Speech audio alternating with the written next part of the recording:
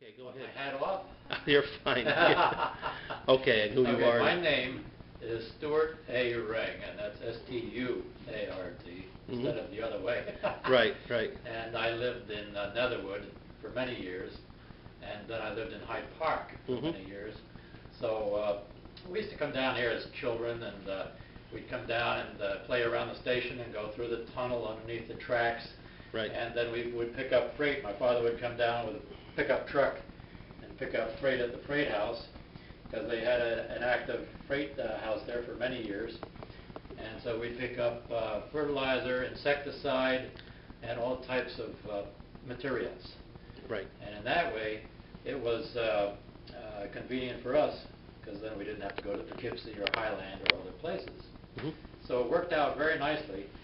But I never saw the passenger trains stop here at the station itself, because it was pretty much closed by then. So we'd pick up the fertilizer, spray material, and so forth, because we had fruit farms.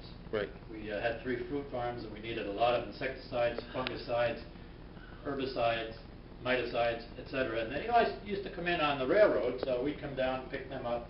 And of course, the new fertilizers also came in on the railroads. So we came down probably once every month, sometimes twice a month, and we'd pick up the materials and stuff. And then, of course, when the freight house shut down, then we had to go across the river to pick stuff up over there, where they had an active freight house until something like 1971 or 72. That was in Highland? It was in Highland. Okay, all right, because the old station's, I think it's still down there. But is the freight house still there? Or?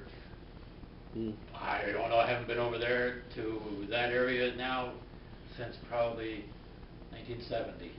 Okay. This is 2009. Yeah. So that's 39 years. Yeah. And what has happened in 39 years? Anything can happen in 39 years. Yeah, yeah. I remember when there were 4 tracks here, and we used to run across the tracks because there were no fences at that time. And so we'd always watch for the engines, steam engines, because they made a lot of noise, and they looked like big monsters coming down the tracks, smoke and steam belching out of the sides and up through the funnel and so forth. It was great. That was the golden age of railroading. Yeah, yeah.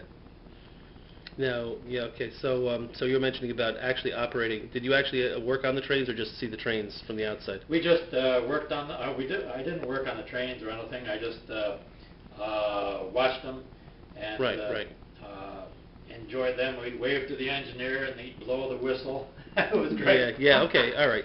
But you definitely were familiar with the freight house because of the deliveries you guys had to pick up. Yes, yes. Yeah.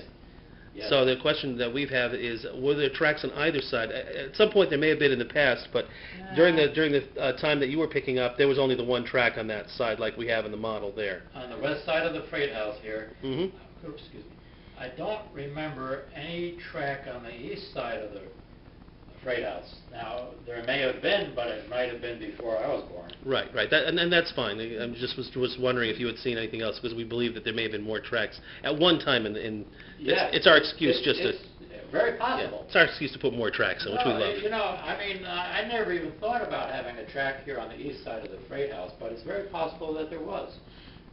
I never saw it. Right. Now I wanted to ask again about the coal bin at the end down there. How far down the track went after the freight house? Oh, I really don't know the exact length, but I'd say between 200 and 300 feet, but that's a guess.